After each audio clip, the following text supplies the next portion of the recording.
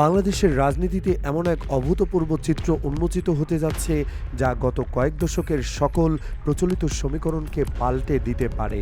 পর্দার আড়ালে ঘটে যাওয়া এক নাটকীয় সমঝোতার গুঞ্জন এখন প্রকাশ্য আলোচনার বিষয়।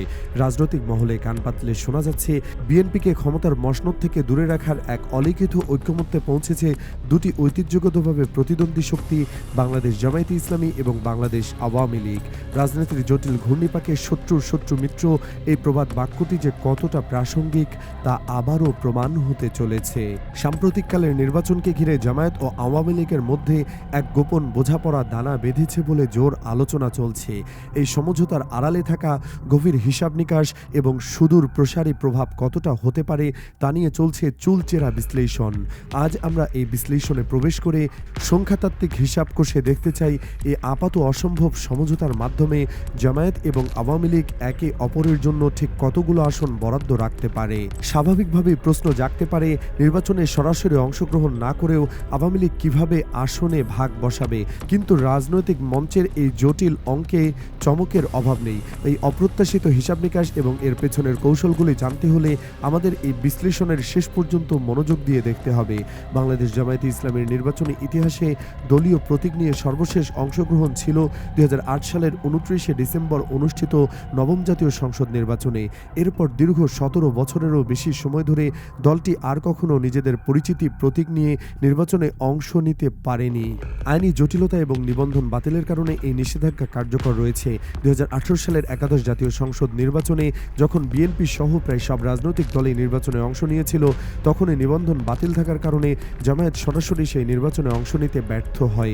কিন্তু বিস্ময়করভাবে সেই নির্বাচনে জামায়াতের প্রায় 30 জন প্রার্থী প্রতিদ্বন্দ্বিতা করেছিলেন, তবে নিজস্ব প্রতীক দাঁড়িপাল্লা নিয়ে নয়, বরং বিএনপির প্রতীক ধানের শীষ ব্যবহার করে। উদাহরণস্বরূপ বর্তমান জামায়াতের আমির ডাক্তার শফিকুর রহমান ঢাকার 15 নম্বর আসন থেকে এবং তৎকালীন সেক্রেটারি জেনারেল মিয়া গোলাম পরোয়ার খুলনার 5 নম্বর আসন থেকে ধানের শীষ প্রতীক নিয়ে নির্বাচনে লড়েছিলেন। এবারও এমন এক অভূতপূর্ব কৌশল অবলম্বনের গুঞ্জন শোনা যাচ্ছে। নির্বাচন কমিশনের সরাসরি নিবন্ধন না থাকলেও যে পদ্ধতিতে জামায়াত তাদের প্রার্থীদের 2018 সালের নির্বাচনে অংশ নিতে সক্ষম হয়েছিল, ঠিক একই প্রক্রিয়ায় এবারও আওয়ামী লীগও নির্বাচনে অংশ নেবে বলে জোরালো আলোচনা চলছে। সেখানে তাদের প্রতীক হতে পারে জাতীয় পার্টির পরিচিত লাঙ্গল। এই ধরনের আলোচনা বর্তমানে রাজনৈতিক অঙ্গনে রীতিমতো ঝড় তুলেছে। আওয়ামী লীগের এই পদ্ধতিতে নির্বাচনে আনার পেছনে জামায়াতের নির্বাচনে জয়লাভের একটি জটিল অথচ সরল অঙ্ক কাজ করছে বলে পর্যবেক্ষকরা মনে করছেন। যদি আমরা জামায়াতের বিগত নির্বাচনের ফলাফলের দিকে ফিরে তাকাই, তাহলে তাদের রাজনৈতিক শক্তি এবং কৌশল আরও স্পষ্ট হয়ে ওঠে।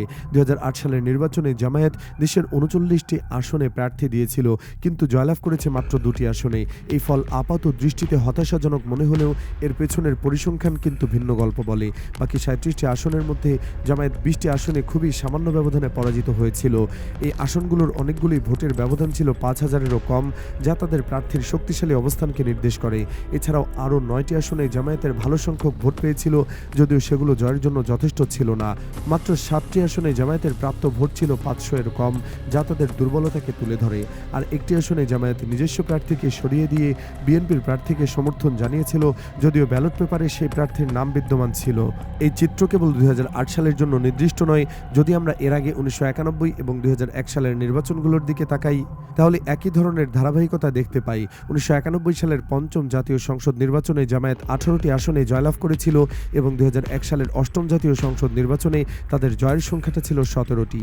এই পরিসংখ্যান থেকে একটি বিষয় নিশ্চিতভাবে বলা যায় যে জামায়াত মোটামুটি 20 থেকে 25টি আসনে সবসময় জয়ের মতো অবস্থায় থাকে বা নিজেদের শক্ত ভোট ব্যাংক ধরে রাখতে সক্ষম হয়। এবার আসে বর্তমান রাজনৈতিক প্রেক্ষাপটে জামায়াতের আসন জয়ের হিসাব নিকাশে। 2008 সালের নির্বাচনে যে 20টি আসনে জামায়াত খুবই সামান্য ব্যবধানে হেরে গিয়েছিল, অথবা যেখানে তাদের ভোট 500-এর কম আশপাশে ছিল, সেসব আসনে এবার তাদের হারের আশঙ্কা অনেকটাই কম। এর প্রধান কারণ হলো এই আসনগুলোতে মূলত আওয়ামী লীগের প্রার্থীদের কাছে জামায়াত হেরেছিল। যেহেতু এবারের নির্বাচনে আওয়ামী লীগ দলগতভাবে সরাসরি অংশ নিতে পারছে না, তাই জামায়াত আশা করছে যে এসব আসনে এবার তারা সহজেই জয়লাভ করতে পারবে। তাহলে হিসাবটা কেমন দাঁড়ালো? নিজেদের 20 থেকে 25টি নিশ্চিত বা রিজার্ভ আসনের বাইরে আওয়ামী লীগের অনুপস্থিতির কারণে জামায়াত আরও 20টি আসন নিজেদের ঝুলিতে পুড়তে পারবে বলে আশা করছে। এতে জামায়াতের সম্ভাব্য মোট আসন সংখ্যা দাঁড়ায় 40 থেকে 45টি। কিন্তু এই কয়টি আসন নিয়ে তো আর সরকার গঠন করা সম্ভব নয়, এমনকি সরকার গঠনে গুরুত্বপূর্ণ ভূমিকা রাখাও কঠিন। এখানে জামায়াত তার রাজনৈতিক চালে এক ধাপ এগিয়ে, যা তাদের দীর্ঘমেয়াদী কৌশলের অংশ। জামায়াত এখানেই থেমে নেই। নির্বাচন কমিশনের ভোটার তালিকা সংশোধনের সুযোগকে কাজে লাগিয়ে তারা প্রায় 30টি অপেক্ষাকৃত দুর্বল আসনে নিজেদের ভোট ব্যাংককে কৌশলগতভাবে স্থানান্তরিত করেছে। উদাহরণস্বরূপ 2018 সালের নির্বাচনে জামায়াতের আমির ডাক্তার শফিকুর রহমান ঢাকা 15 আসনে নির্বাচন করে প্রায় 4000 ভোট পেয়েছিল। এবার শোনা যাচ্ছে জামায়াত সারা ঢাকা শহর থেকে তাদের নেতাকর্মী ও সমর্থকদের এই আসনটিতে একত্রিত করেছে, যাতে ভোটের সংখ্যা উল্লেখযোগ্য হারে বৃদ্ধি পায়। এই কৌশল অবলম্বন করা হয়েছে গাজীপুর 4 আসনে, যেখানে ছাত্র শিবিরের সাবেক কেন্দ্রীয় সভাপতি অধ্যক্ষ সালাউদ্দিন আইয়ুবী প্রার্থী হয়েছেন। তার পক্ষেও জামায়াত তাদের ভোট ব্যাংককে সরিয়ে এনেছে। এভাবে সারা দেশে অন্তত প্রায় 30টি আসনে নতুন করে নিজেদের ভোট ব্যাংক তৈরি করেছে জামায়াত। এই নতুন কৌশলগত ভোট স্থানান্তরের ফলে জামায়াতের মোট সম্ভাব্য আসন সংখ্যা এখন 70 থেকে 75-এ উন্নীত হয়েছে বলে ধারণা করা হচ্ছে। তবে এখানেই এই জটিল অঙ্কের শেষ নয়, বরং এটি কেবল শুরু। বিবিসি সহ আন্তর্জাতিক গণমাধ্যমে যাকে ভোটের মাঠে আসন সমঝোতায় জামায়াতের গোপন কৌশল বলে অভিহিত করছে, তখন পূর্ণাঙ্গ রূপ এখনও উন্মোচিত হয়নি। জামায়াত সমমনা 8টি ছোট রাজনৈতিক দলকে নিয়ে ভোটের মাঠে সক্রিয় রয়েছে। এর মধ্যে চরমোনাই পীরের প্রতিষ্ঠিত ইসলামী আন্দোলন বাংলাদেশ এবং হাফেজি হুজুরের প্রতিষ্ঠিত খেলাফত আন্দোলন ও খেলাফত মজলিসের মতো দলগুলোর নিজস্ব আঞ্চলিক ভোট ব্যাংক তো রয়েছেই, যা খুবই শক্তিশালী। এগুলোর বাইরে থাকা বাকি দলগুলো ভোটের মাঠে তেমন প্রভাব না থাকলেও তাদের রয়েছে দীর্ঘদিনের রাজনৈতিক অভিজ্ঞতা এবং সাংগঠনিক সক্ষমতা। জামায়াত এবং সমমনা দলগুলোর সাথে সমঝোতা করে তাদের মধ্যে 10 থেকে 15 জন সংসদ সদস্য নির্বাচিত করে আনতে চায়। আর এই সমঝোতার ক্ষেত্র প্রস্তুত করতে হবে আওয়ামী লীগের সাথে এক নিবিড় বোঝাপড়ার মাধ্যমে। এই সমীকরণে জাতীয় পার্টির ভূমিকা অত্যন্ত গুরুত্বপূর্ণ। 1991 সাল থেকে এখন পর্যন্ত প্রতিটি জাতীয় সংসদ নির্বাচনেই জাতীয় পার্টি বাংলাদেশের তৃতীয় বৃহত্তম রাজনৈতিক শক্তি হিসেবে নিজেদের অবস্থান ধরে রেখেছে। বিশেষ করে উত্তরবঙ্গ এবং সিলেট বিভাগে দলটির একটি সুসংহত ভোট ব্যাংক রয়েছে। এছাড়াও বিভিন্নভাবে দেশের অনেক জেলাতেই তাদের পকেট ভোট ব্যাংক রয়েছে, যা আঞ্চলিক পর্যায়ে তাদের প্রভাবকে অটুট রাখে। 2008 সালের নির্বাচনে দলটি 49টি আসনে প্রতিদ্বন্দ্বিতা করে প্রায় 50 লাখ ভোট পেয়েছিল এবং 27টি আসনে জয়লাভ করেছিল। 1991 সাল থেকে 2024 সাল পর্যন্ত প্রতিটি নির্বাচনে জাতীয় পার্টির নির্বাচনী ধারাবাহিকতা বজায় ছিল, যা তাদের নির্বাচনী জনপ্রিয়তার প্রমাণ। এমনকি 2001 সালে যখন বিএনপির পক্ষে দেশব্যাপী গণজোয়ার এসেছিল, সেই নির্বাচনে জাতীয় পার্টি প্রায় 40 লাখ ভোট পেয়ে 15টি আসনে জয়লাভ করেছিল। এবারে নির্বাচনে আওয়ামী লীগ সরাসরি অংশগ্রহণ না করায় জাতীয় পার্টির আসন জয়ের সম্ভাবনা আগের চেয়েও আরও অনেক গুণ বেড়েছে। এখান থেকেই শুরু হচ্ছে নতুন এক রাজনৈতিক সমীকরণ। 2001 সালের নির্বাচনের আগে জাতীয় পার্টি ইসলামী জাতীয় ঐক্যফ্রন্ট নামে একটি নতুন জোট গঠন করেছিল। পরবর্তীতে 2018 সালের নির্বাচনে তারা 58টি দলকে নিয়ে সম্মিলিত জাতীয় জোট গঠন করে, যার মধ্যে ছোট ছোট 34টি ইসলামী দল অন্তর্ভুক্ত ছিল। এই ছোট দলগুলো আপাত দৃষ্টিতে নগণ্য মনে হলেও বর্তমান রাজনৈতিক দর কষাকষিতে তারা বড় ভূমিকা পালন করছে। জাতীয় পার্টির মুখপাত্র শামীম হায়দার পাটোয়ারি এর মধ্যে জামায়াতের সাথে জোট গঠনের আগ্রহ প্রকাশ করেছেন। তবে জামায়াতের আমির ডাক্তার শফিকুর রহমান স্পষ্ট জানিয়ে দিয়েছেন যে এবার জামায়াত কারোর সাথেই জোটবদ্ধভাবে নির্বাচন করবে না।